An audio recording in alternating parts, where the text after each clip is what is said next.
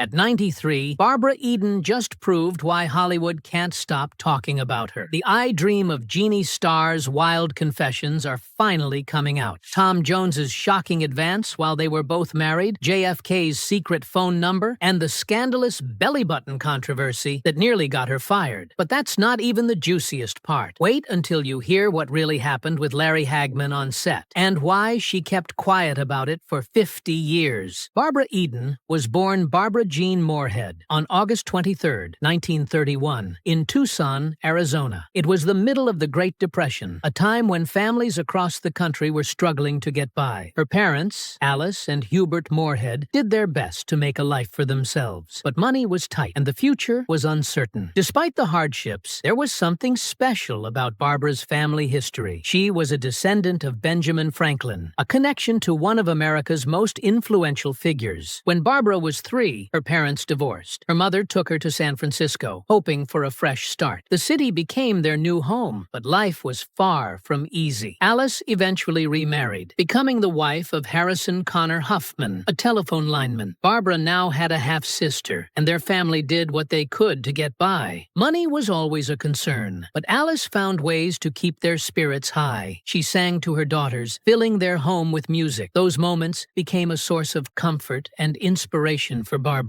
Growing up in San Francisco shaped her in ways she didn't yet realize. She lived in the Parkside neighborhood, a close-knit community with deep roots. Her family had been in the city for generations, with ancestors who had arrived on covered wagons and clipper ships. But history didn't pay the bills, and Barbara learned early on that she had to work for what she wanted. As a teenager, she started using her talent to help her family. She sang in church choirs, and soon she was performing with local bands. She wasn't just doing it for fun. Singing brought in money, something her family needed. She performed in nightclubs, earning $10 a night. It was a big deal at the time, and it gave her something even more valuable: experience. She worked with bands led by Howard Fredericks and Freddie Martin, learning how to command a stage. Performing in front of live audiences made her more confident. Every night, she got better, and every performance pushed her closer to something bigger. Music was her first love, but she started to see a future in acting. At 16, she made a bold move and joined Actors Equity. It was a sign that she was serious about performing. She trained at the Elizabeth Holloway School of Theater and also studied singing at the San Francisco Conservatory of Music. In 1949, she graduated from Abraham Lincoln High School. She spent the next year at City College of San Francisco, studying theater and preparing for the next step in her career. Then came something unexpected. In 1951, she entered a beauty pageant under the name Barbara Huffman. She won the title of Miss San Francisco, and suddenly she was in the spotlight. She competed in the Miss California pageant as well. She didn't win, but it didn't matter. The experience gave her confidence. She had already been performing for years, but now she was getting noticed. Barbara Eden's journey into television started with small but important steps. In 1955, she appeared on The Johnny Carson Show. This was her first big opportunity, a chance to perform on a national stage. At the time, television was still new, but landing a spot on a variety show meant exposure to millions. Eden wasn't just there to sing. She also showed off her acting skills, which caught the attention of producers. They saw something in her, an energy that made people want to watch. Not long after, she appeared on I Love Lucy. This was more than just another acting job. Lucille Ball was one of the biggest stars in television. Working alongside her was an experience that any young actress would have dreamed of. Ball had perfect comedic timing, and she controlled every part of her show. Sharing the screen with her gave Eden a chance to learn from the best. Even though the role was small, it helped Eden get noticed in the industry. Her career didn't happen by accident. Eden's mother saw her potential early on. She told her that singing alone wasn't enough. Emotion was missing from her performances, and acting could help her fix that. Taking this advice seriously, Eden enrolled at the Elizabeth Holloway School of Theater. Training gave her the confidence and skills to take on more complex roles. She started landing guest appearances on popular shows. She played different characters in Highway Patrol, Private Secretary, The Millionaire, and Perry Mason. None of these were starring roles, but each one added to her experience. Every new set brought challenges. Every Every director had a different style. Each time she stepped in front of a camera, she learned something new. Then came the breakthrough. In 1957, she was cast in How to Marry a Millionaire. This was a television adaptation of the 1953 film that had starred Marilyn Monroe, Betty Grable, and Lauren Bacall. The show followed three young women living in New York City, all hoping to marry wealthy men. It was a light-hearted comedy, and Eden was one of the leads. This was her first time as a series regular. The show ran for 2 seasons. It was a fast-paced production, and working on a sitcom required sharp, comedic timing. Eden had to learn how to react quickly, deliver punchlines, and make her character feel real. Keeping up with weekly scripts was challenging, but she adapted fast. Even though the series only lasted 52 episodes, it gave her something valuable: experience as a leading lady. By 1960, she was ready for something bigger. Her first major film role came in Flaming Star, a Western drama starring Elvis Presley. Unlike most of his previous movies, this was a serious story. Presley played a man caught between two worlds, his Kiowa heritage and his white family. Eden played Rosalind Pierce, a woman caught up in the conflict. This wasn't a light-hearted romance. It was a film with real emotion, and her performance showed that she could handle dramatic roles. Flaming Star reached number 12 at the box office and received strong reviews. Presley himself was praised for his acting, proving he was more than just a singer. The following year, Eden took on Voyage to the Bottom of the Sea, a science fiction adventure directed by Irwin Allen. This time, she played Lieutenant Kathy Connors. The movie was about a submarine crew facing a global catastrophe, mixing action with futuristic storytelling. Science fiction was gaining popularity, and this film became one of the biggest in the genre. For Eden, it was a chance to prove she could handle different kinds of roles. She had gone from comedy to drama to action, showing she wasn't limited to just one style. Even with these successes, breaking into Hollywood wasn't easy. The industry was crowded with young actresses trying to make it big. Every audition meant competing with dozens of others. Rejection was part of the process, and Eden had to work harder to stand out. Barbara Eden's life changed forever in 1965 when she became Jeannie in I Dream of Jeannie. The show was a fantasy sitcom created by Sidney Sheldon, and it ran for 5 seasons from September 18, 1965 to May 26, 1970. This one role made Eden a television star. She played a 2,000-year-old Jeannie who was playful, mischievous, and deeply devoted to her master, astronaut Tony Nelson. But Eden brought more to the character than just magic tricks and charm. She made Jeannie funny, clever, and full of personality. At first, the show was meant to have a serious tone, but that quickly changed when Eden was cast. She had a natural comedic timing that gave the show its light-hearted feel. The chemistry between her and Larry Hagman, who played Tony Nelson, became the heart of the series. Tony was logical and disciplined. Jeannie was impulsive and full of energy. Their constant push and pull made every episode entertaining. The story began when Tony's space mission went off course. He crash-landed on a deserted island and found an old bottle buried in the sand. When he opened it, smoke poured out, and suddenly a beautiful woman appeared. She introduced herself as Jeannie and declared Tony her master. He didn't believe what he was seeing, but before he knew it, she had used her powers to get them off the island and back to his home in Cocoa Beach, Florida. From that moment on, his quiet life was over. Jeannie wanted to help Tony, but her magic usually caused more trouble than good. Whether she was trying to impress his boss or make Tony's life easier, things always spiraled out of control. To make matters worse, Tony had to keep her a secret from his friends and co-workers. His best friend, Roger Healy, played by Bill Daly, eventually found out and loved every second of it. But Dr. Bellows, a NASA psychiatrist, was always suspicious. Every time something strange happened, he was convinced Tony was hiding something. When I Dream of Jeannie ended in 1970, Eden's connection to the character didn't fade. The show remained popular in reruns, and new generations fell in love with Jeannie's adventures. Eden reprised the role in reunion specials, and even decades later, she was still recognized for it. Meanwhile, Larry Hagman was a brilliant actor, but his behavior on the set of I Dream of Jeannie was anything but ordinary. His mood could shift without warning, and his outbursts often left people around him in shock. When he didn't like a script, he wouldn't just complain. He took things to another level. More than once, he urinated on the scripts or even on parts of the set. This wasn't a random tantrum. It became something the cast and crew had to deal with regularly. His unpredictable nature wasn't just about bad temper. It was fueled by addiction. In the early seasons of I Dream of Jeannie, Hagman used amphetamines and nicotine, thinking they would help him stay energized and manage his weight. He didn't realize how addictive they were. Over time, they took a serious toll on his behavior. He eventually quit, but the damage had already been done. The stories about his wild antics only grew. One day, he showed up on set in a gorilla suit for no reason at all. Another time, a group of nuns visited the studio and walked right into one of his worst moments. He was shouting, cursing, and swinging an axe around, completely unaware of their presence. The network eventually stepped in. NBC suggested he see a therapist, hoping it would help. But instead of calming him down, the therapist told him to experiment with LSD and marijuana. That advice only made things worse. Barbara Eden, his co-star, saw everything firsthand. She never denied how difficult he could be, but she also recognized something important. His wild energy somehow worked for the show. It created tension between their characters that made I Dream of Jeannie even more entertaining. Their chemistry kept audiences hooked, even if things behind the scenes were chaotic. Hagman's personal struggles caught up with him in later years. His drinking problem led to serious health issues, forcing him to get a liver transplant in the mid-1990s. Despite his struggles, he continued acting until his death in 2012 at the age of 81. Barbara Eden had her own unforgettable moments in Hollywood. In 1969, she appeared as a guest on This Is Tom Jones, a popular variety show. During the taping, Tom Jones made an unexpected move on her. They were both married, but that didn't seem to matter to him. Eden later recalled how she politely reminded him that she was married. Jones just smiled and said, "So what? So am I." That wasn't the only time a famous man took an interest in her. In 1957, she met John F. Kennedy at an airport. He handed her a note with his phone number, a quiet but obvious invitation. She never called him, but the story became one of many fascinating moments in her career. Through it all, Eden remained professional. Hollywood could be overwhelming, but she never let it change who she was. She worked on The Carol Burnett Show and The Sonny and Cher Show. She starred in theater productions of The Sound of Music and Gentlemen Prefer Blondes. She even released an album in 1967 called Miss Barbara Eden. Her career lasted for decades because she focused on her work instead of the distractions around her. But nothing in her career caused a bigger media frenzy than the so-called belly button controversy. It started with a simple observation. A journalist pointed out that Eden's belly button was never visible on I Dream of Jeannie. That one comment exploded into a ridiculous debate. Rumors spread that NBC had strict rules about it. Some claimed the network forced her to wear a flesh-colored plug to hide it. Eden always denied this. She explained that her costume naturally covered her navel and that the story had been blown out of proportion. At the height of the frenzy, comedian George Schlatter, the creator of Laugh-In, joked about revealing Eden's belly button on his show. NBC shut down the idea immediately, which only made people more obsessed with the topic. Some even tried to justify the decision by saying that Jeannie, being a magical genie, wouldn't have a belly button in the first place. The reality was much simpler. The costume designers made a choice, and the media turned it into a scandal. After I Dream of Jeannie, Barbara Eden didn't disappear from the spotlight. She kept finding new ways to entertain audiences, proving she was more than just the famous Jeannie. One of her biggest roles after the show was Harper Valley PTA, a film that turned into a TV series. The story came from a hit country song about a widowed mother, Stella Johnson, who challenges the hypocritical people in her small town. The movie did well, so in 1981, NBC decided to turn it into a series. Eden played Stella once again, this time leading a show that mixed comedy with social commentary. At first, the series focused on Stella taking on the local PTA. She exposed the double standards of the town's so-called respectable citizens, always managing to stay one step ahead of them. But, as the show went on, the focus shifted to her personal life. She raised her daughter Dee while dealing with her eccentric eccentric uncle, Winslow Homer Smith. The town was filled with quirky characters, including the snobbish Riley family, who constantly clashed with Stella. Eden made Stella smart, bold, and funny. She showed a different side of herself, moving away from the magical world of Jeannie and proving she could lead a comedy with a more down-to-earth role. Harper Valley PTA ran for 2 seasons. It didn't last as long as some hoped, but it left an impression. The show later aired in syndication, giving it a second life. In 2000, TV Land brought it back again, introducing a younger audience to Eden's work outside of Jeannie. It was proof that she had the kind of talent that didn't fade with time. Eden's career wasn't limited to television. She also made a name for herself on stage. In 1965, she starred in a national tour of The Sound of Music, playing Maria. This surprised some fans who didn't realize she could sing, but she proved she had the voice and energy for a big musical. Years later, she took on a completely different kind of play, Love Letters. This production told the story of a man and woman who exchanged letters for almost 50 years. The entire play was performed with the actors reading their letters out loud, creating an intimate and emotional experience. One of the biggest highlights of Love Letters was that Eden performed it with Larry Hagman, her I Dream of Jeannie co-star. Seeing them together again brought back memories for longtime fans. Their chemistry hadn't faded, and the story of love, loss, and missed chances became even more powerful with them in the roles. Unlike Jeannie, this play was serious and emotional. Eden showed she could move audiences in a completely different way, proving she was more than just a comedic actress. Even as television changed, Eden remained a familiar face. In the final season of Dallas, she appeared in 5 episodes, once again sharing the screen with Larry Hagman. This time, though, their dynamic was different. Dallas was a high-stakes drama, a world away from the playful charm of I Dream of Jeannie. Eden's character brought a new twist to the show's final stretch, and her scenes with Hagman carried extra weight for fans who had loved their work together years earlier. She didn't leave comedy behind, though. In 2002, she appeared on Sabrina the Teenage Witch, playing Sabrina's great-aunt Irma. This role was a fun throwback to her days as Jeannie, letting her step back into a magical world, but with a new spin. It was a light-hearted performance that reminded audiences why she had been such a beloved star for so many years. Barbara Eden's life was filled with success, love, and heartbreak. She became a television icon, but behind the scenes, she faced struggles that shaped her into the strong woman she is today. Her greatest joys came from love and family, but so did her deepest pain. In 1958, she married actor Michael and Sarah. They wanted a child for years, but struggled to conceive. When their son, Matthew, was born in 1965, it felt like a miracle. She called him their lucky charm baby because they had waited so long for him. For a while, life was perfect. But things changed as Matthew grew older. He was introduced to marijuana when he was just 10. A neighbor in the San Fernando Valley shared it with him and other kids. What started as a small experiment turned into a battle with addiction. Over the years, he tried to get clean. Rehab, therapy, and support from his parents helped at times, but the struggle never really ended. In 2001, Matthew lost his battle. He died from a heroin overdose at the age of 35. The news shattered Barbara. She blamed herself. She felt helpless. She kept wondering if there was something she could have done to save him. But instead of letting grief destroy her, she decided to speak out. She shared her story to help other families facing addiction. She wanted to turn her pain into something meaningful. Decades before losing Matthew, she had already faced another devastating loss. In 1971, she was pregnant again. Nearly 8 months along, she was ready to welcome another baby. Then she got the news. The baby had died in the womb. The shock and sadness overwhelmed her. At that time, people rarely talked about depression. She felt alone. She tried to move forward, but the weight of that loss stayed with her. Her marriage to Michael and Sarah had already been struggling. Barbara's career was thriving, while his was slowing down. Financial stress and emotional distance made things worse. After 15 years together, they divorced divorced in 1974. Losing her child had pushed her deeper into depression. It had also pushed them further apart. After the divorce, Matthew spent more time with his father. Barbara worried about him, but distance made it harder to be involved. His addiction started around this time. Looking back, she felt like she had lost control. She wanted to be there for him, but life had pulled them in different directions. In 1977, she married Charles Fegert, an executive at the Chicago Sun-Times. For a while, things seemed good, but this marriage was different. It didn't last. In 1983, they divorced. During this time, her focus was not just on her career, but on Matthew's worsening addiction. The weight of it all became unbearable. Then, something unexpected happened. In 1991, she met John Eichholz, a real estate developer. He was kind. He was patient. Most importantly, he brought her a sense of peace she had never felt before. They married, and for the first time in a long time, she felt truly stable. Through everything, Barbara Eden never lost hope. She turned her pain into purpose. She spoke about addiction to help others. She found happiness again with John. She learned that life never goes the way you expect, but you keep going.